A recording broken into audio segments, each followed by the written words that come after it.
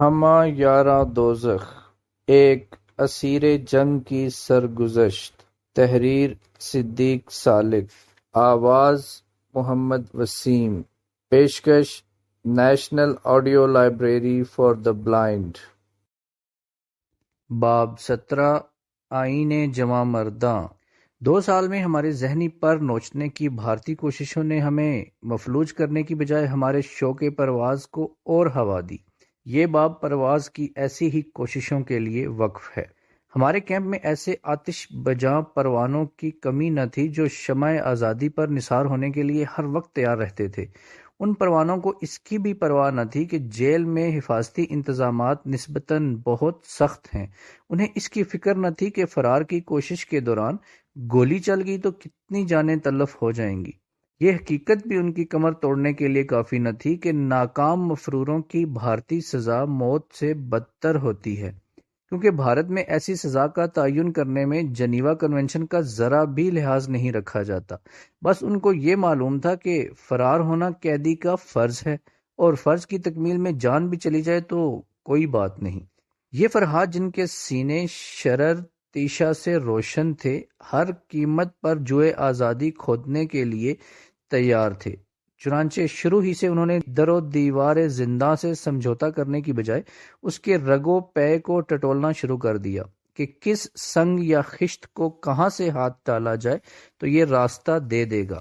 اس جانثار گروہ کے سرخیل میجر راٹھور تھے، جو پیشے کے لحاظ سے انجینئر تھے۔ انہوں نے منصوبہ بندی کے ماہر کی طرح پہلے ضروری قوائف اکٹھے کیے، پھر خاکہ بنایا، پھر ان میں تفصیلات کا رنگ بھرا اور آخر میں ان پر عمل درآمد شروع کیا۔ بنیادی معلومات جو انہوں نے جمع کی وہ یہ تھیں کہ دارالامراء کی بجائے دارالعوام اس کام کے لیے زیادہ موزوں ہے، کیونکہ وہاں فرش کچے، سنتری ڈھیلے اور روشنیاں مدھم ہیں۔ اس کے علاوہ کیمپ کا عملہ یا کمانڈنٹ اس طرف کم توجہ دیتا ہے، اور سب سے بڑھ کر یہ کشش تھی کہ ادھر سے باہر کی دنیا صرف 200 فٹ دور پڑتی تھی۔ یہ سب عوامل حوصلہ افزا تھے۔ ان سہولتوں کے برعکس مشکلات کئی تھیں۔ سرنگ کھودنے کے اوزار کہاں سے آئیں گے؟ سینکڑوں ٹن مٹی کہاں چھپائی جائے گی؟ سرنگ کے اندر روشنی اور ہوا کا کیا بندوبست ہوگا؟ بیگانوں اور یگانوں سے یہ راز کیسے رکھا جائے گا؟ سرنگ نکل بھی آئی تو پوری پارٹی کے لیے PW کی چھاپ کے بغیر کپڑے کہاں سے آئیں گے؟ زیادہ راہ کے طور پر بھارتی کرنسی کا انتظام کہاں سے ہوگا؟ بارڈر تک پہنچ بھی گئے تو مورچہ بند فوجوں کی موجودگی میں سرحد کیسے پار کریں گے؟ غیروں سے جان بچائی تو کہیں اپنے ہی بھارتی ایجنٹ یا سمگلر سمجھ کر ٹھس نہ کر دیں۔ سرنگ کھودنے کے اوزاروں کی تلاش شروع ہی سے جاری تھی۔ اس سلسلے میں ہماری مدد خود کیمپ حکام نے کی۔ وہ مزدوروں کی کئی پارٹیاں وقتاً فوقتاً بھیجتے رہے، جن کا کام ہماری بندشوں کو مضبوط تر بنانا تھا۔ ایک دفعہ ایک پارٹی اس کام کے لیے آئی کہ دیواروں کو پلستر کر دے تاکہ کہیں پاؤں کا انگوٹھا نہ اٹک سکے۔ دوسری پارٹی اس کام پر مامور تھی کہ خاردار باڑ کے کمزور حصوں کو مضبوط کر دے۔ تیسری پارٹی پانی کے نکاس کو ٹھیک کر رہی تھی تاکہ کوئی قیدی گندے پانی کے ساتھ باہر نہ جائے۔ ہم مختلف اوقات میں آنے والی ان پارٹیوں کے اوزار چھپا دیتے، جس پر شروع میں بہت ہنگامہ ہوتا۔ مزدوروں پر ان کی بے توجہی کے جرم میں لان تان کیا جاتا، قیدیوں کی جامہ تلاشی لی جاتی، بیرک کی ہر چیز کا دامن ٹٹولا جاتا، لیکن گمشدہ چیز کی بازیابی کی کوئی صورت پیدا نہ ہوتی۔ جب مزدوروں کو یہ دھمکی دی گئی کہ آئندہ کوئی اوزار گم ہوا تو انہیں نوکری سے نکال دیا جائے گا، تو انہوں نے اوزاروں کی گم شدگی کی اطلاع دینی بند کر دی۔ یوں پہلے 2-3 مہینوں ہی میں ضرورت کے سارے اوزار ہمارے ہاتھ لگ گئے۔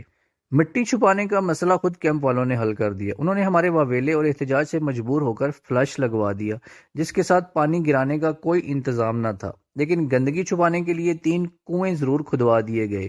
میجر راٹھور نے ہدایت کی کہ کفایت شعاری سے کام لیتے ہوئے صرف ایک کنویں پر گزر اوقات کی جائے اور باقی 2 کنویں مٹی چھپانے کے لیے خالی رکھے جائیں۔ کنویں اوپر سے بند تھے، اس لیے کسی کو پتہ نہ چل سکا کہ ان کے پیٹ خالی ہیں یا بسیار خوری کا شکار ہیں۔ رہا سرنگ کے اندر ہوا اور روشنی کا بندوبست، تو اس کا بہت آسان حل ڈھونڈا گیا۔ سرنگ کے اندر لمبا تار اور بجلی کا بلب لے جانے کی بجائے یہ طے پایا کہ جب ضرورت پڑے سرنگ کے منہ پر شیشے یا چمکدار ٹین کے ٹکڑوں کی مدد سے سورج کی شعاعیں منعکس کر کے اندر پھینکی جائیں، گویا جب ضرورت پڑے چاند کی طرح سورج سے روشنی مستعار لے لی جائے۔ اندر ہوا پہنچانے کی ایک صورت تو یہ تھی کہ دھونکنی کی مدد سے ہوا اندر پمپ کی جائے، لیکن یہ نسخہ اسی حد تک کارگر تھا کہ سرنگ زیادہ طویل نہ ہو اور سیدھی چلتی رہے۔ جہاں اس نے بل کھایا ہوا کا راستہ رکنے کا احتمال تھا، چنانچہ طے ہوا کہ مناسب وقفوں پر سرنگ کی چھت میں سوراخ کر دیے جائیں جو اوپر سے چوہوں کے سوراخ لگیں لیکن براہ راست اندر ہوا لے جانے کے لیے کافی ہوں۔ فرار ہونے والوں میں سے ہر ایک کو یہ ڈیوٹی سونپ دی گئی کہ وہ چھاپ سے پاک کپڑوں اور بھارتی کرنسی کا خود بندوبست کرے۔ چنانچہ کسی نے بھارتی عملے کو رشوت دے کر نئے کپڑے منگوا لیے، کسی نے پرانے کپڑوں سے آفٹر شیو لوشن کی مدد سے PW کے نشان مٹا لیے، کسی نے کپڑوں پر پکی چھاپ لگوانے کی بجائے بوٹ پالش سے PW لکھ لیا تاکہ وقت ضرورت اسے صابن سے دھو کر صاف کیا جا سکے۔ بھارتی کرنسی کے 3 ذرائع تھے۔ بعض دور اندیش حضرات نے دسمبر 1971 ہی میں شکست خوردہ کرنسی کے 100 روپے دے کر فاتح کرنسی کے 20-25 روپے حاصل کر لیے تھے۔ کئی خوش قسمت لوگوں نے اپنی ذاتی املاک کو لوٹ کھسوٹ سے بچا کر سستے داموں بھارتی افسروں اور جوانوں کے ہاتھ بیچ دیا تھا، اور جن بیچاروں کو جیل میں پہنچنے سے پہلے ایسا کوئی موقع نہ ملا تھا، انہوں نے بھارتی گارڈ کے ہاتھ کمبل یا جرسی سستے داموں بیچ کر ریل کا کرایہ اکٹھا کر لیا تھا۔ رہا بھارتی کرنسی اور کپڑوں کا چھپانا، تو جہاں سینکڑوں ٹن مٹی ٹھکانے لگائی جا سکتی تھی، وہاں چند کاغذ یا پارچے سنبھال کر رکھنا کون سا مشکل کام تھا۔ جیل سے نکلنے کے بعد سرحد پار کرنے اور اپنے اپنے گھر پہنچنے کا مفصل منصوبہ ہر کامیاب مفرور کی اپنی ذمہ داری تھی۔ ایک کے منصوبے کا دوسرے کو علم ہونا تشویشناک تھا، کیونکہ اگر ایک شخص پکڑا جاتا تو ناقابل برداشت سزا بھگتتے وقت دوسروں کے راز افشا کر دینے کا امکان تھا۔ لہذا ہر ایک نے اپنا منصوبہ تصور یار کی طرح سینے سے لگائے رکھا۔ البتہ ان میں سے چند ایک نے دوسرے کو بتائے بغیر اپنے اپنے منصوبے کا اس شرط پر مجھ سے ذکر کیا، میں بھاگنے والوں میں شامل نہ تھا، کہ کسی دوسرے سے ذکر نہ کروں گا، لیکن آپ سے کیا پردہ۔ ایک افسر کا ارادہ تھا کہ جیل سے نکلنے کے فوراً بعد وہ سرحد کا رخ نہیں کرے گا بلکہ آگرہ شہر کی بھول بھلائیوں میں کھو جائے گا، اور جب بھارتی کتے اور فوجی تھک ہار کر بیٹھ جائیں گے تو وہ آرام سے ریل گاڑی میں بیٹھ کر روانہ ہو جائے گا۔ ایک اور صاحب کا اندازہ تھا کہ فرار کی کوشش کے فوراً بعد آگرہ شہر کی ناکہ بندی ہو جائے گی، اس لیے وہ فوراً آگرے سے نکل کر مغرب کا رخ کرنے کی بجائے مشرق کو چلا جائے گا، کیونکہ اس طرف دشمن کی توجہ کم ہوگی۔ تیسرے صاحب نے کہا کہ میں سیدھا بمبئی جاؤں گا، جہاں کچھ دن محنت مزدوری کرنے کے بعد اتنی رقم اکٹھی کر لوں گا کہ کسی ایجنٹ کے ذریعے خلیج فارس کو جانے والے بحری جہاز میں سوار ہو سکوں۔ آخر میں ایک باہمت نے سارا قصہ ہی مختصر کر دیا۔ اس نے کہا دلی یہاں سے 70 میل پڑتا ہے، وہاں پہنچ کر ایئر انڈیا کا کوئی طیارہ اغوا کر کے سیدھا لاہور یا اسلام آباد ایئرپورٹ پر اتر جاؤں گا۔ یہ محض اشارے تھے، دراصل کوئی بھی اپنے منصوبے کی جزیات سے مجھے آگاہ نہ کرنا چاہتا تھا تاکہ ان کے فرار کے بعد مجھے سزا دے کر کہیں یہ راز اگلوا نہ لیے جائیں۔ جب منصوبہ بندی کے موٹے موٹے خطوط متعین ہو چکے تو بیرون دیوار زنداں کا حال معلوم کرنے کی کوشش کی گئی۔ سنتری سے کبھی اجازت لے کر اور کبھی اس کی آنکھ بچا کر ریکی کرنے درخت پر چڑھ جاتے۔ بہانہ یہی ہوتا کہ مسواک توڑنی ہے۔ پتوں کی آڑ میں ہاتھ مسواک توڑتے رہتے اور نگاہیں مشاہدے کے خوشے چنتی رہتی۔ درخت سے اترتے اترتے ہاتھ بھی بھرے ہوتے اور نگاہیں بھی۔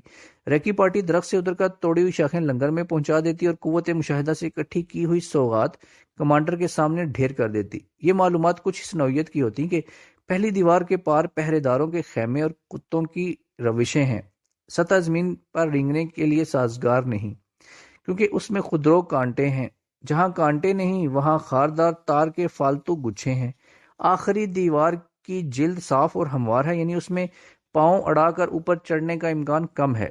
دیوار پر جا بجا سفیدی کی گئی ہے تاکہ رات کو سفید بیک گراؤنڈ میں آدمی کا جسم یا سایہ بآسانی نظر آ سکے، گویا دیواریں پھلانگنا خودکشی کو دعوت دینا ہے۔ لہذا سرنگ ہی فرار کا واحد ذریعہ ہے۔ دونوں دیواروں کا درمیانی فاصلہ بمشکل 200 فٹ ہے۔ آگے پیچھے 25-25 فٹ کا اضافہ کر لیا جائے تو سرنگ کی کل لمبائی 250 فٹ ہوگی۔ میجر راٹھور نے سرنگ کی گہرائی اور چوڑائی کو 250 سے ضرب دے کر مٹی کا مکعب فٹوں میں اندازہ لگایا، پھر دونوں خالی کنووں کا رقبہ نکالا اور حساب کی مدد سے اس قیاس کی تصدیق کی کہ سرنگ کی مٹی فلش کے کنویں ہضم کر لیں گے۔ منصوبہ بندی کی جزیات طے ہو گئیں تو اللہ کا نام لے کر کھدائی شروع کی گئی۔ پہلے کنویں کی شکل میں 10 فٹ گہرا گڑھا کھودا گیا تاکہ سرنگ سطح زمین سے اتنی نیچے رہے کہ درخت کی جڑیں اور فصیلوں کی گہری بنیادیں حائل نہ ہوں۔ کھدائی کے وقت ایک پارٹی مٹی کھودتی، دوسری اسے ٹھکانے لگاتی اور تیسری سیکیورٹی کا خیال رکھتی۔ یعنی مؤخر الذکر کا کام یہ ہوتا کہ جو ہی کوئی خطرہ جاگے گا وہ مقرر کردہ کوڈ کے ذریعے اپنے ساتھیوں کو آگاہ کرے گا اور وہ بروقت سرنگ کا منہ بند کر کے متوقع معترض کا منہ بھی بند کر دیں گے۔ کھدائی ہوتی رہی، نرم دل مٹی باہمت ہاتھوں کے سامنے بے بس ہو کر گرتی رہی اور جواں سال ہاتھ اس مردہ مٹی کو اندھے کنویں میں دفن کرتے رہے۔ یہ سلسلہ کئی ہفتے جاری رہا۔ سرنگ روز بروز ترقی کرتی رہی۔ سرنگ کا نام اللہ رکھی تھا، لہٰذا اس سے متعلق ساری گفتگو اسی نام کی مناسبت سے ہوتی۔ اس کا کوئی بہی خواہ پوچھتا کہ اللہ رکھی کا کیا حال ہے؟ جواب ملتا ماشاء اللہ عنفوان شباب میں قدم رکھ رہی ہے، بڑی ظالم جوانی ہے، نظر بد دور۔ کوئی پوچھتا کیسی طبیعت ہے اللہ رکھی کی؟ جواباً عرض کیا جاتا بالکل تندرست ہے، اکثر پیار سے گلہ کرتی ہے کہ کئی دن سے چچا جان ملنے نہیں آئے۔ چچا جان سمجھ جاتے کہ کھدائی کے لیے ان کی خدمات درکار ہیں۔ سرنگ سے تعلق رکھنے والوں کی یاد دہانی کے لیے میجر راٹھور نے اس کے دہانے پر 2 بورڈ لگا رکھے تھے۔ ایک بورڈ پر جس کا رخ باہر کی طرف تھا لکھا تھا لاہور 370 میل 200 فٹ، سرنگ کی 200 فٹ کھدائی باقی تھی۔ دوسرے بورڈ کا رخ جیل کے اندرونی علاقے کی طرف تھا، اس پر لکھا تھا سیل صرف 200 گز۔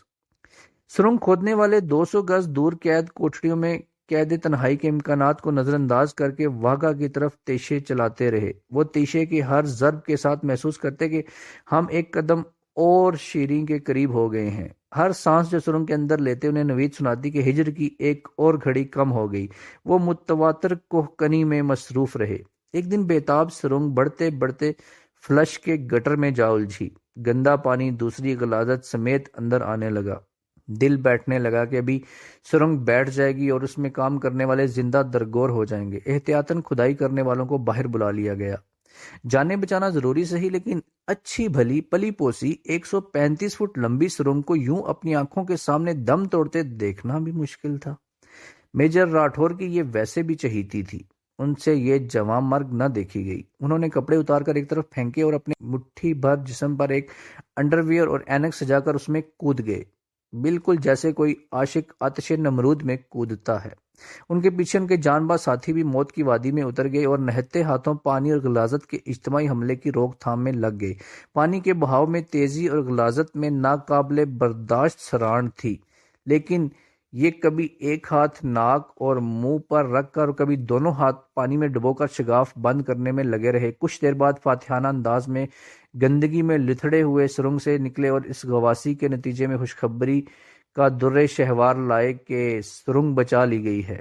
شکر الحمدللہ، شکر الحمدللہ۔ میجر راٹھور نے سرنگ کا رخ ذرا تبدیل کر کے دوبارہ کھدائی شروع کرا دی اور اللہ رکھی ایک بار پھر راہ شباب پر گامزن ہو گئی۔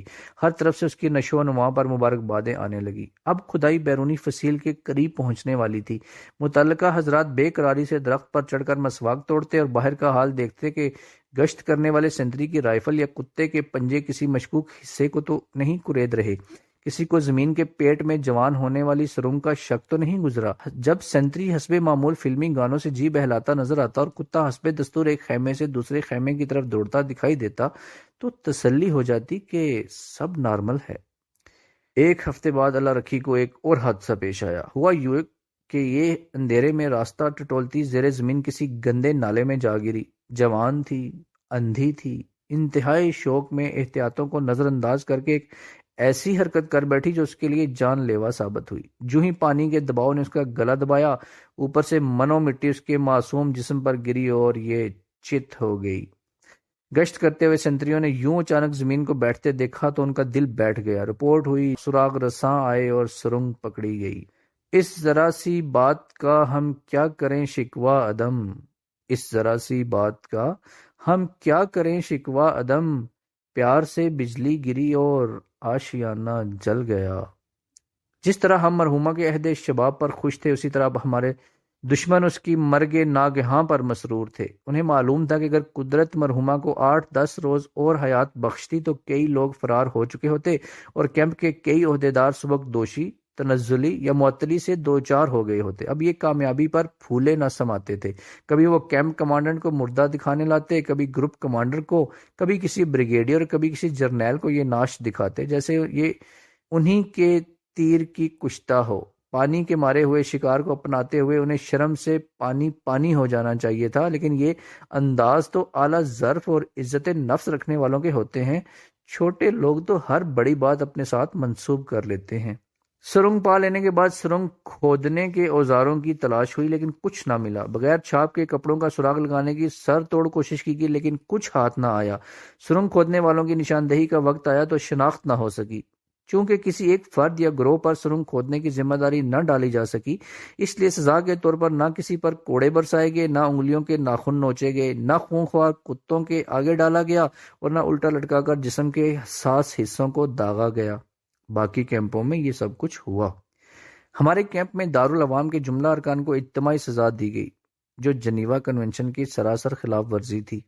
چار پائیاں، سونے کے کپڑے، کھانے کے برتن، کینٹین کی مراعات اور باہمی میل ملاپ کی ساری سہولتیں ایک ماہ کے لیے واپس لے لی گئیں، لیکن یہ سزا سب نے بخوشی قبول کر لی کیونکہ وہ ذہنی طور پر اس سے کہیں کڑی سزا کے لیے تیار تھے۔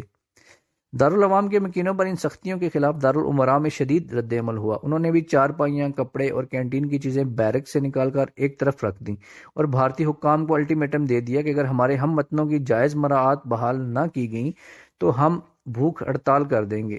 جب دھمکی سے کام نہ نکلا تو واقعی بھوک ہڑتال کر دی۔ بھارتی حکام نے کیمپ صورتحال پر قابو پانے کے لیے اس احتجاجی تحریک کے سرغنہ ارکان کو دوسرے کیمپ میں بھیجنے کے بہانے انہیں سیلوں میں ڈال دیا۔ جب یہ خبر کیمپ میں پہنچی تو احتجاج کی ایک اور لہر اٹھی، لیکن اس کے طوفانی شکل اختیار کرنے سے پہلے ہی انہوں نے معتوب افراد کو کسی اور کیمپ میں بھیج دیا۔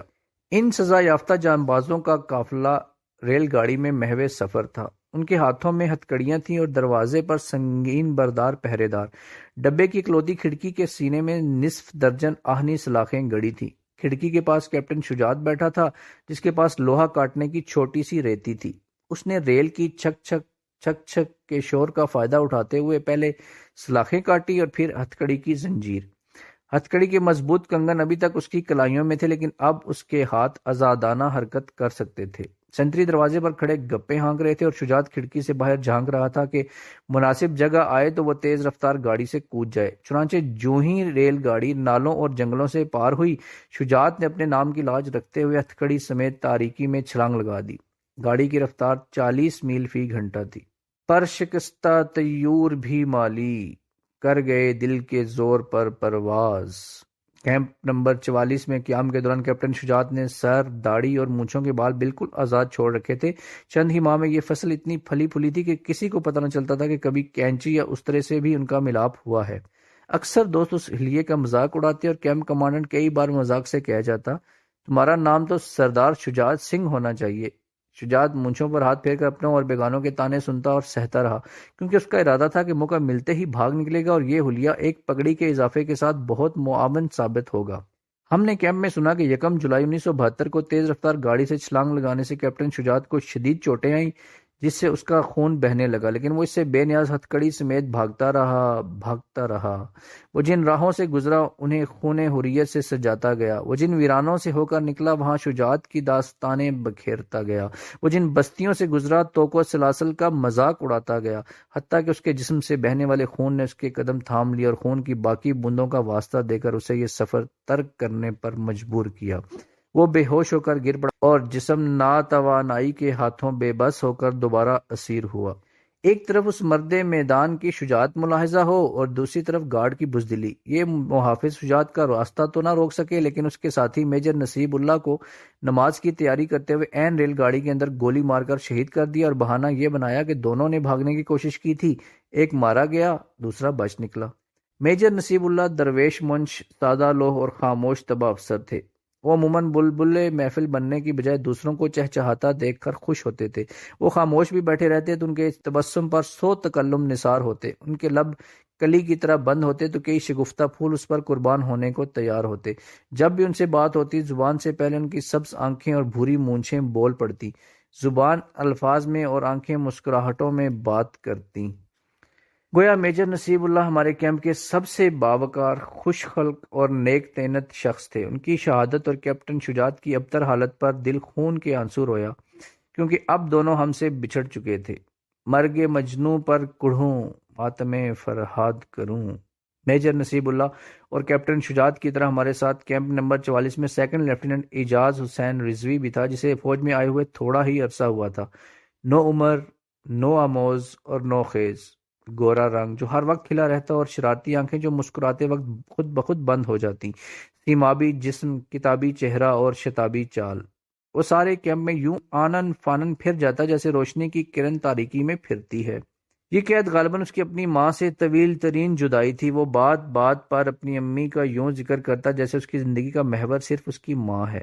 وہ صبح تلاوت سے فارغ ہوتا تو جاتے جاتے میری چارپائی کے پاس کھڑا ہو کر کہتا، سر، میری ماں اب نماز اور تلاوت سے فارغ ہو کر میرے اور دوسرے سب قیدیوں کے لیے دعا کر رہی ہوگی۔ وہ مصلے سے اس وقت تک نہیں اٹھے گی جب تک اس کو یقین نہیں ہو جاتا کہ اس کی دعائیں اللہ تعالیٰ کے حضور پہنچ گئی ہیں۔ شام کو گھوم پھر کر رضوی ملتا تو خود بہت کہنے لگتا، بائی گاڈ سر، شام کا کھانا پکا کر ضرور میری ماں نے میرا انتظار کیا ہوگا، اور اس نے ضرور سوچا ہوگا کہ میرے اعجاز کو کھانا نصیب ہوا ہے یا نہیں۔ بائی گاڈ، آپ ہمارے گھر آئیں، میری ماں آپ کو دیکھ کر بہت خوش ہوگی۔ ہمارا گھر بالکل لیاقت باغ راولپنڈی کے سامنے ہے۔ آپ کسی سے لیفٹیننٹ رضوی کا پوچھ لیں، مجھے سب جانتے ہیں۔ بائی گاڈ سر، آپ کو پرامس کرنا پڑے گا کہ آپ ہمارے گھر ضرور آئیں گے۔ رضوی کی باتوں میں بڑی بے ساختگی، خلوص اور اپنائیت تھی۔ ہر شخص اس کی میٹھی میٹھی باتوں سے لطف اندوز ہوتا۔ وہ اپنے ہم اثروں میں شوخ اور چلبلا، اور بزرگوں کی مجلس میں سنجیدہ اور مؤدب ہوتا۔ کئی بار وہ اپنے ہم عمر دوستوں سے چہلیں کرنے کے بعد میری چارپائی کے پاس آ کر نہایت تعظیم سے پوچھتا، بائی گاڈ سر، سچ سچ بتائیے، میں نے آپ کو ڈسٹرب تو نہیں کیا؟ سر، میں یہ پوچھنے آیا تھا کہ میں پہلے گوڈیرین کی کتاب پینیزر لیڈر پڑھوں یا بارنٹ کے ڈیزرٹ جنرلز میں ابھی اس کے پہلے سوال کا تسلی بخش جواب دے نہ پاتا کہ وہ اپنی سیمابی طبیعت کے ہاتھوں مجبور ہو کر اگلا سوال پوچھ لیتا۔ سر، آپ کو ضرور بتانا پڑے گا، بائی گاڈ، کہ میں اپنی انگلش امپروو کرنے کے لیے زیادہ پڑھا کروں یا زیادہ لکھا کروں۔ وہ یوں بچوں کی طرح سوال پر سوال کیے جاتا، اور سننے والے کو چڑ کی بجائے ایک گناہ حظ نصیب ہوتا، جیسے تھکی ہوئی پلکوں پر شبنم کے شفاف ٹھنڈے قطرے گرنے سے راحت محسوس ہوتی ہے۔ ایک دن میں غسل خانے کی طرف جاتے ہوئے اس کی چارپائی کے پاس سے گزرا تو دامن پکڑ کر کہنے لگا، بائی گاڈ سر، یہ مٹھائی آپ کو کھانی پڑے گی۔ یہ بازاری مٹھائی نہیں، میری ماں نے خود بنا کر بھیجی ہے، صرف اعجاز کے لیے نہیں بلکہ اپنے سب بیٹوں کے لیے، سب قیدیوں کے لیے۔ بائی گاڈ، اگر آپ نے مٹھائی نہ کھائی تو اسے بہت دکھ ہوگا۔ سر، ایک ٹکڑا ضرور لے لیں۔ اس اصرار، اس تکرار، اس ایثار اور اس پیار کے بعد کس کافر میں جرأت انکار ہوتی؟ 28 اکتوبر 1972 کو اسیری کے پہلے رمضان کا 19واں روزہ تھا۔ لیفٹیننٹ رضوی، کیپٹن وحید اور دوسرے چند افسر ہسپتال گئے۔ حقیقی معنوں میں وہ بیمار نہ تھے، لیکن ہسپتال جانے کا معقول بہانہ موجود تھا، کیونکہ کسی کے دانت میں شدید درد تھا اور کسی کے کان میں۔ دراصل ان کا منصوبہ یہ تھا کہ وہ جو ہی اسپتال میں ٹرک سے اتریں گے، بیک وقت سب مریض مختلف سمتوں میں بھاگ نکلیں گے، گولی چلے گی، چند مارے جائیں گے، چند نکل جائیں گے۔ لیفٹیننٹ رضوی وغیرہ نے کسی کوہنا مشق ساتھی سے منصوبے کی جزیات طے نہ کی تھی، بس ایک طفلانہ سی جھرجھری آئی اور انہوں نے جان کی بازی لگانے کی ٹھان لی۔ نہ آپس میں بھاگنے کی سمت کا تعین کیا، نہ بھاگنے کا کوئی اشارہ یا کوڈ مقرر کیا، اور یہی اس منصوبے کی کمزور ترین کڑی تھی۔ چنانچہ ٹرک سے اترتے ہی رضوی اور وحید تو بھاگ اٹھے اور باقی موضوع رخ کا فیصلہ کرتے رہے۔ کچھ اٹھ کے بگولوں کی طرح ہو گئے رقصاں، کچھ اٹھ کے بگولوں کی طرح ہو گئے رقصاں، کچھ کہتے رہے راستہ ہموار نہیں ہے۔ جو ہی یہ دونوں جان نثار آزادی کی تلاش میں لپکے، فائر فائر کا آرڈر سنائی دیا۔ گارڈ کمانڈر کا حکم ملتا ہی بھارتی سپاہیوں نے گولیوں کی بوچھاڑ کر دی۔ ہسپتال میں شور برپا ہو گیا۔ باقی قیدیوں کو جھٹ ٹرک میں بند کر دیا گیا۔ رضوی اور وحید دونوں زخمی ہو گئے، دونوں کو زندہ پکڑ لیا گیا۔ ایک سنتری نے رضوی کو دبوچے رکھا اور دوسرے نے 9 انچ کے فاصلے سے سٹین گن کی 3 گولیاں اس کے سینے کے پار کر دیں۔ رضوی موقع پر ہی شہید ہو گیا۔ ادھر وحید بھی اسی انجام کو پہنچنے والا تھا کہ اوپر سے افسر کی آواز سنائی دی، دوسرے کو گولی مت مارو، گولی مت مارو۔ تانی ہوئی سٹین گن بادل نخواستہ سینے سے پیچھے ہٹ گئی۔ وحید کا بازو گیا، رضوی کی جان گئی، اور آزادی کی شمع دور کھڑی اپنے پروانوں کے لیے آنسو بہاتی رہی۔ دست گلچین ہمارے باغ کا ایک ایسا پیارا اور شگفتہ پھول توڑا کہ سارے گلستان میں ویرانی چھا گئی۔ رضوی شہید کا مسکراتا ہوا چہرہ ہم سب کو رلانے لگا۔ آنکھیں ماننے کو تیار نہ تھیں کہ صبح بائی گارڈ کی تکرار کے ساتھ مٹھائی پیش کرنے والا اب ہمیشہ کے لیے ہم سے جدا ہو چکا ہے۔ ہم نرگس کی طرح کاسائے چشم تر لیے ترستے ہی رہے، لیکن دیدار کی بوند اب کہاں سے آتی؟ ہم تو ہی کاسا اور تشنا کام بیٹھے اس المیے پر آنسو بہاتے رہے۔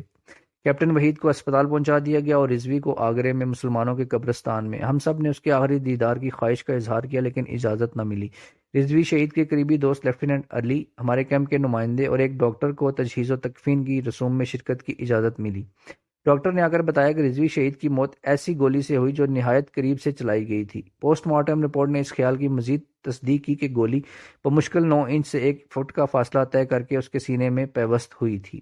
لیفٹیننٹ علی نے بتایا کہ جب میں نے رضوی شہید کو غسل دینے کے لیے اس کے کپڑے اتارے تو سرکاری وردی کے نیچے رضوی مرحوم نے PW کی چھاپ کے بغیر ایک اور جوڑا پہن رکھا تھا اور اس نے جراب میں بھارتی کرنسی کے 5 روپے ٹھونس رکھے تھے۔ رضوی شہید کو شرعی آداب کے مطابق سپرد خاک کر دیا گیا۔ ہم نے کیمپ میں غائبانہ نماز جنازہ پڑھی اور ختم قرآن کر کے اس کی روح کو ایصال ثواب پہنچایا۔ مجھے رہ کر یہی خیال آتا کہ جس بیٹے کو اپنی ماں سے اتنا لگاؤ تو اس کی ماں کا کیا حال ہوگا۔ خوشخبری کے منتظر کان یہ جان کا خبر کیسے سنیں گے؟ ترسی ہوئی آنکھیں اب کس امید پر وا رہیں گی؟ سب قیدیوں کی بخیریت واپسی کی دعا مانگنے والی ماں کا اپنا گلشن کیوں ویران ہو گیا؟ کیا وہ نماز و تلاوت کے بعد صرف اجاز کی روح کو ثواب پہنچانے کے لیے زندہ رہے گی؟ یاس و حرما کی ماری ہوئی مامتا اب کس امید کا سہارا لے کر زندگی کا باقی سفر کاٹے گی؟ میں شدت جذبات سے مغلوب ہو کر لنگر خانے کے پیچھے چلا گیا اور خوب کھل کر رویا۔ کھل کر برکھا برسی تو موسم چھٹ گیا۔ کسی کے قدموں کی چاپ سنائی دی تو میں آنسو خشک کر کے پچھلی روش پر اب ٹہلنے لگا اور یہ شعر دبی دبی زبان میں پڑھنے لگا۔ کنارے رحمت حق میں اسے سلاتی ہے، سکوت شب میں فرشتوں کی مرثیہ خوانی، طواف کرنے کو صبح بہار آتی ہے، صبح چڑھانے کو جنت کے پھول لاتی ہے۔ ان المیہ واقعات کے بعد کچھ عرصے کے لیے تیشہ فرہاد تشنائے ضرب پڑا رہا۔ لوگ وقت گزارنے کے لیے اپنے اپنے مشاغل میں لگ گئے۔ اس سکوت و یاس کے ماحول میں یوں معلوم ہوتا تھا کہ پرواز خواب ہو گئی ہے، بالوں پر خیال۔ جو لوگ پہلے بات بات پر جنیوا کنونشن کے حوالے سے کہتے تھے کہ فرار ہونا جنگی قیدی کے فرائض میں شامل ہے، اب خرد کی محفل میں حکایت جنوں بیان کرتے ہچکچانے لگے۔ اول تو اس موضوع پر بات ہی نہ چھیڑتے، اور اگر ذکر چل ہی نکلتا تو دلیل دیتے کہ جن بڑوں نے فرار کو فرض کا درجہ دیا تھا ان کے پیش نظر دوسری جنگ عظیم تھی۔ ان کا خیال تھا کہ اگر قیدی فرار ہونے میں کامیاب ہو جائے تو وہ دوبارہ محاذ جنگ پر اپنے فرائض سنبھال سکتا ہے۔ کیونکہ برصغیر میں اب جنگ ختم ہو چکی ہے، اس لیے آڑے وقت کے لیے جان سنبھال رکھنا ہی فرض ہے، اس لیے کسی سمجھوتے کا انتظار کرنا چاہیے۔ چند مہینوں میں نہ ہوا تو چند سالوں میں ہو جائے گا۔ لیکن یہ طرز استدلال آزاد فطرت مرغان قفس کو ذرا نہ بھایا، کیونکہ ان کا خیال تھا کہ جو مزہ اپنے بالوں پر سے اڑنے میں ہے وہ لطف صیاد کے طفیل رہا ہونے میں نہیں۔ لہٰذا دارالامراء میں میجر ظفر کی قیادت میں سرنگ کھودنے کی ایک سکیم تیار کی گئی۔ لوہے کی پرانی چارپائی کا ایک پایا اتار کر اس کی جگہ سیاہ لکڑی کا پیوند لگا دیا گیا اور اصلی پائے کو لنگر کی آنچ دینے کے بعد پتھروں سے سرکوبی کر کے ایک تیشے کی شکل دے دی گئی۔ مٹی چھپانے کے لیے جیل کے احاطہ میں اندھے کنویں کا انتخاب کیا گیا۔ دھاگے کے ایک سرے پر پتھر باندھ کر اس کی گہرائی ناپی گئی۔ کتر کو لمبائی سے ضرب دے کر مکعب فٹ رقبہ معلوم کیا اور ریاضی کے ماہروں نے تائید کی کہ کنواں سرنگ کی ساری مٹی نگل جائے گا۔ چھاپ سے معرہ کپڑوں اور بھارتی کرنسی کا تو کوئی مسئلہ نہ تھا، جس پر کسی نے ان کی ذخیرہ اندوزی کر رکھی تھی۔ وہ ہر کامیاب سرنگ باز کو اپنا اثاثہ پیش کرنے کو تیار تھا۔ جیل سے باہر چھپنے اور سفر کرنے کے تمام منصوبے تیار تھے، فقط ایک خاردار باڑ، 2 فصیلوں، چند سینتریوں اور مٹھی بھر کتوں کو مات دینا تھی۔ باہر آزادی کی شہزادی اپنے دلیر شہزادے کی منتظر ہوگی۔ سرنگ نے ابھی گھٹنوں چلنا شروع کیا تھا کہ ایک روز کیمپ کمانڈنٹ آیا اور بڑے اعتماد سے کہنے لگا، سرنگ بازوں کو میری طرف سے شاباش دینا اور کہنا کہ میں جیل کے باہر سرنگ کے اس سرے پر چائے اور سینڈوچ لے کر ان کا استقبال کروں گا۔ وہ یہ کہہ کر چلا گیا اور شمع آزادی کے پروانے سوچ میں پڑ گئے۔ کیا اس نے سچ مچ سرنگ کا سراغ لگا لیا تھا یا اس نے یوں ہی ایک فکرہ کہہ کر ہمارے دلوں کو ٹٹولا تھا؟ تحقیق سے پتہ چلا کہ اللہ رکھی کی وفات کے بعد کیمپ کے حکام نے سرنگ بازی کے تدارک کے لیے کئی اقدامات کیے تھے، جن میں سے ایک یہ تھا کہ کیمپ کے اندر ہونے والی ہر چھوٹی موٹی چیز کا انہیں علم رہے۔ ہماری حرکتیں تو کمانڈنٹ کی عقابی آنکھوں سے محفوظ نہ رہ سکی، لیکن ہمارے پڑوس میں کیمپ نمبر 77 کے مکینوں نے اپنے کیمپ والوں کی آنکھ میں ایسی دھول جھونکی کہ وہ متواتر 2-3 ماہ کچھ نہ دیکھ سکے۔ اس عرصے میں انہوں نے 200 گز لمبی اور اتنی ہی کھلی سرنگ کھود ڈالی کہ سارا کیمپ 3-3 کی قطار میں ڈبل مارچ کرتا ہوا کیمپ سے بھاگ سکتا تھا، اور جہاں سرنگ جا کر نکلتی تھی وہاں کوئی مصروف شاہراہ نہیں بلکہ ایک گرجا گھر تھا جس میں صرف اتوار کے اتوار رونق ہوتی تھی۔ ان سخت جانوں نے مٹی ٹھکانے لگانے کا بڑا سہل اور کارآمد طریقہ دریافت کیا۔ کیمپ کی ایک لمبی چوڑی بیرک اپنی خستہ حالی کی وجہ سے بند پڑی تھی۔ اس کی کھڑکیوں اور دروازوں پر اینٹیں چن دی گئی تھی تاکہ اس کے اندر کا بھید کسی پر نہ کھلے۔ اس سرنگ کے منصوبہ بندوں کی داد دیجیے کہ انہوں نے اس بیرک کے باہر سرنگ کی ابتدا کی، جہاں سے وہ بیرک کے اندر داخل ہوتے اور سرنگ کا منہ بند کر کے سارا دن اندر کھدائی کرتے رہتے۔ مٹی کھود کھود کر اس بیرک کے اندر ڈھیر کرتے جاتے۔ سرنگ جتنی لمبی ہوتی جاتی مٹی کا ڈھیر اتنا ہی بلند ہوتا جاتا، تاکہ سرنگ گرجا گھر تک اور مٹی کا ڈھیر بیرک کی چھت تک جا پہنچا۔ یہ دراصل ہمارے گوریلے سپاہیوں کا کارنامہ تھا۔ انہوں نے سرنگ کھودنے کے ساتھ ساتھ کپڑوں اور کرنسی کا بندوبست کر رکھا تھا، اور بالآخر دن رات کی کوشش بار ہوئی، سرنگ مکمل ہو گئی۔ اس کے آخری سرے پر کپڑے، کرنسی اور ضروری اثاثہ ڈھیر کر دیا گیا کہ جاتے وقت ساتھ لے لیں گے۔ ایک موزوں تاریخ کا تعین کرنے کے بعد وہ غروب آفتاب کا انتظار کرنے لگے کہ اندھیرا جو بہت سے عیبوں کی پردہ پوشی کرتا ہے ضرور اس نیک مہم میں بھی تعاون کرے گا۔ آخر وہ شام آ پہنچی جس کا انتظار تھا۔ بھارتی NCO کھانا تقسیم کرنے آیا۔ لوگ کھانا کھاتے وقت غلامی کی گنی چنی گھڑیاں گن رہے تھے، لیکن اتنے میں بھارتی NCO ٹہلتا ہوا ادھر ادھر گیا اور اس نے اچانک سرنگ کی نشاندہی کر دی۔ چنانچہ سرنگ پکڑی گئی اور اس میں رکھی ہوئی چیزیں نکال لی گئیں اور سزاواروں کو سزا کے لیے الگ کر لیا گیا۔ ساری امیدیں دھری کی دھری رہ گئیں۔ لیکن اس افیونی وضع کے NCO کو سراغ کیسے ملا؟ اگر اس کی نگاہیں اتنی ہی دور رس تھی تو گزشتہ 2 مہینے اس کو سرنگ کیوں نظر نہ آئی؟ کیا وہ جان بوجھ کر چپ تھا کہ یہ جان جوکھوں میں ڈال کر سینکڑوں ٹن مٹی کھود لیں تو پھر یہ ان کے ارادوں کو مٹی میں ملائے گا؟ لیکن اتنے بڑے ضبط کے لیے بہت بڑا دل چاہیے، جو ہمیں ہندوستان کے کسی شہری میں نظر نہ آیا۔ اصل صورتحال کا تو پتہ نہ چل سکا، بس اتنا سننے میں آیا کہ مخبری کے شبے میں اپنے ایک ساتھی کی خوب پٹائی ہو گئی۔ سرنگ کھودنے والوں کو سیل میں بند کر کے بھارتی عملے نے خوب زد و کوب کیا۔ کھانا پینا بند اور بالاقساط جفاکاری شروع۔ ملزموں کو پہروں بھوکا پیاسا سیل کی سلاخوں کے ساتھ اس طرح باندھ دیا جاتا کہ سارا دن موسم گرما کا سورج ان کے چہرے پر پڑتا۔ اس پر ستم یہ کہ بھارتی عملہ باری باری آ کر انہیں اذیت ناک سزائیں دیتا، لیکن وہ خشک حلق اور خالی پیٹ کے ساتھ سب کچھ سہتے رہے۔ بھارت کی مشق کے ستم جاری رہی، لیکن ان جیالوں کے قدم ذرا بھی متزلزل نہ ہوئے۔ آفرین ہے ان کی ہمت پر، سینکڑوں سلام ان کے استقلال کو۔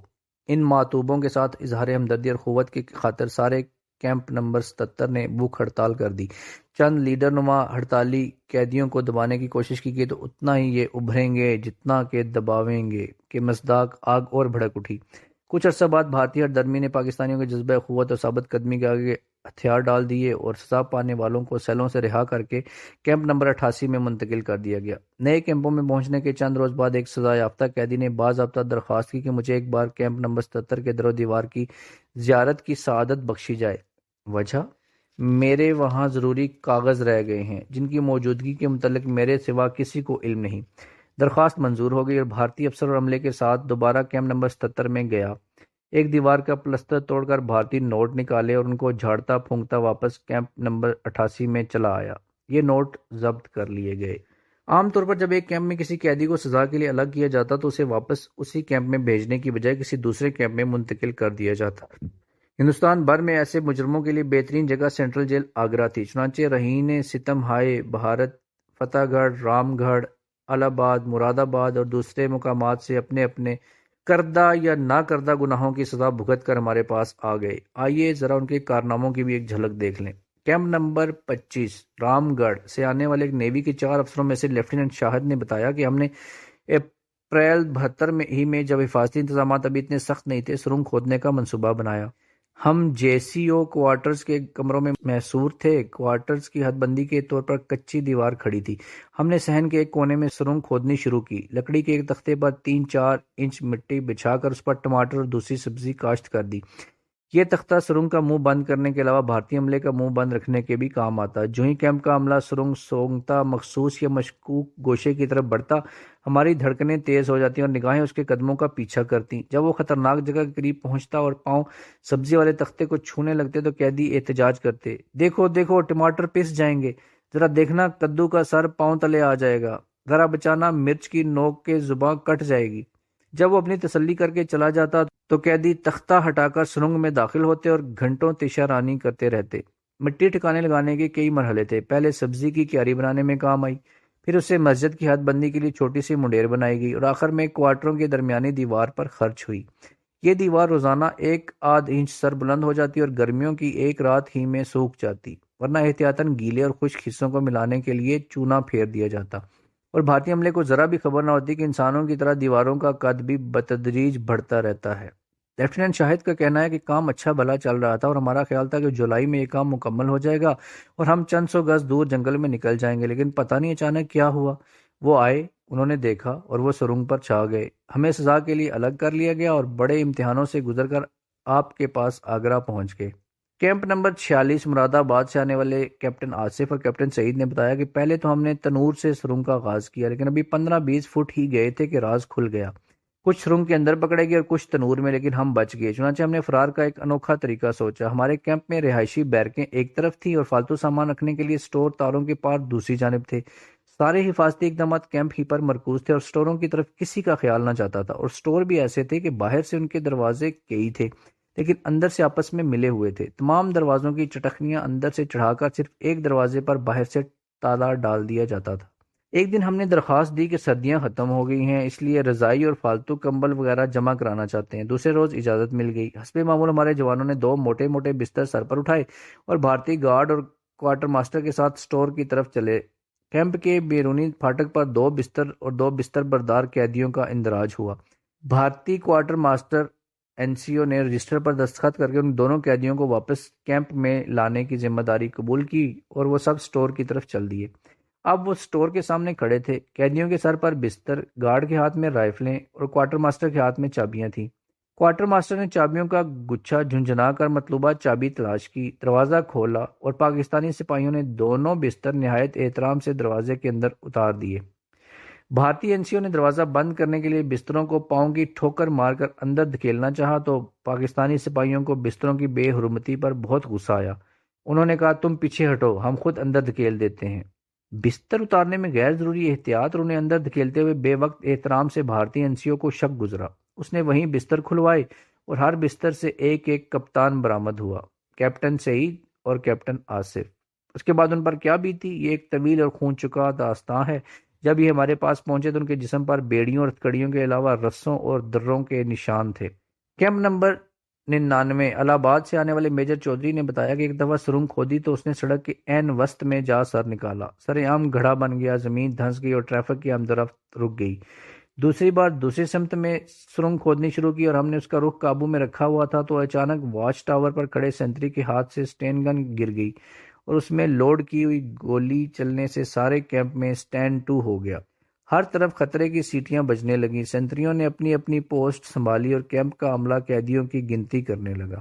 اس سارے ہنگامے کے دوران سرنگ کا منہ کھلا تھا اور لوگ اندر کام کر رہے تھے۔ اگر اندر رہتے تو گنتی میں ان کی غیر حاضری کا پتہ چل جاتا، اگر نکلتے تو خاک آلود کپڑے ان کے کارناموں کی چگلی کھاتے۔ ایسی حالت میں یہ راز کیسے رہتا؟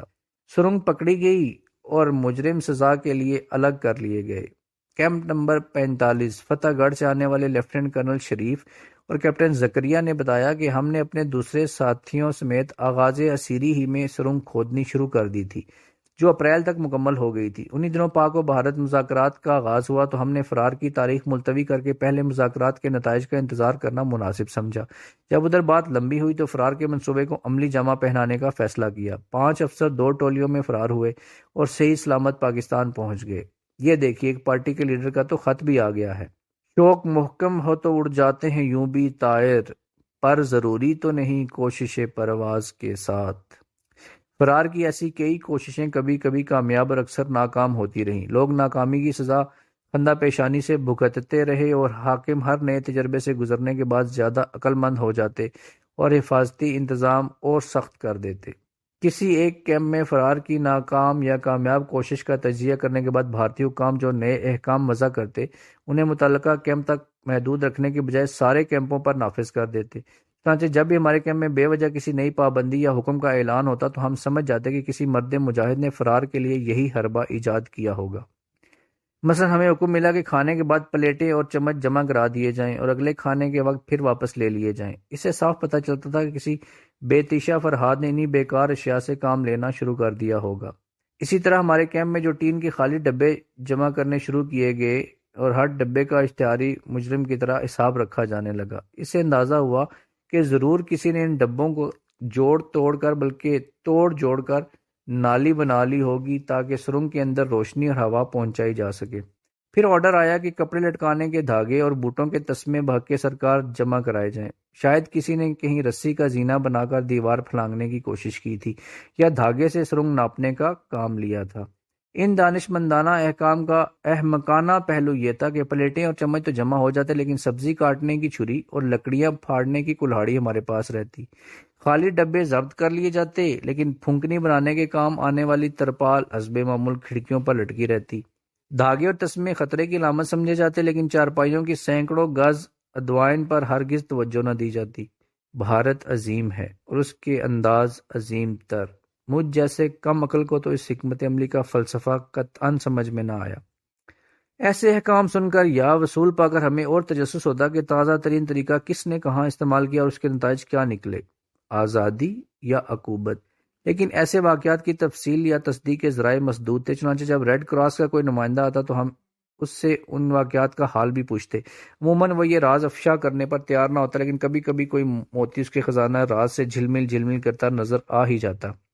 ایک دفعہ برصغیر میں ریڈ کراس کا اعلیٰ نمائندہ ہاف مین آیا تو ہم نے پوچھا کہ کیا جا بجا فرار ہونے اور گولی چلنے کی اطلاعات درست ہیں اور کیا یہ صحیح ہے کہ پکڑے جانے والوں سے غیر انسانی سلوک کیا جاتا ہے جبکہ جنیوا کنونشن میں صرف راشن یا الاؤنس میں کمی یا ایسی ہی دوسری ہلکی سزائیں درج ہیں۔ اس نے بتایا کہ 1972 کے موسم گرما میں کوئی درجن بھر کیمپوں میں سرنگ کھودی گئی۔ پتہ نہیں آپ لوگوں نے قید و بند میں بھی آپس میں رابطہ کیسے پیدا کر لیا اور اجتماعی طور پر سرنگ بازی کا موسم منا ڈالا۔ اس نے اس بات کی بھی تصدیق کی کہ ناکام مفروروں کے ساتھ زیادتیاں کی گئیں۔ اس نے کہا میں نے خود ان افسروں کے جسم سے جا بجا اکھڑا ہوا گوشت دیکھا ہے جن کے ہاتھ پیٹھ پیچھے باندھ کر انہیں خونخوار کتوں کے آگے ڈالا گیا۔ ہم نے پوچھا پھر آپ چپ کیوں ہیں؟ ایسے واقعات کو مشتہر کر کے آپ کیوں بھارتی دعووں کا پول نہیں کھولتے کہ جنگی قیدیوں کے ساتھ جنیوا کنونشن کے مطابق بلکہ اس سے بھی بہتر سلوک کیا جا رہا ہے؟ اس نے جواب دیا ہمارا کام متوازن رپورٹ دینا ہے جس میں اچھے اور برے دونوں نکات درج ہوتے ہیں۔ اگر بھارت صرف اپنی اچھائیاں اچھال دیتا ہے اور پاکستان صرف برائیاں تو ہم کسی کی تردید کر کے پروپیگنڈا کی جنگ میں نہیں الجھنا چاہتے، ورنہ ہمارا بنیادی کام انسانی بہبود کھٹائی میں پڑ جائے گا۔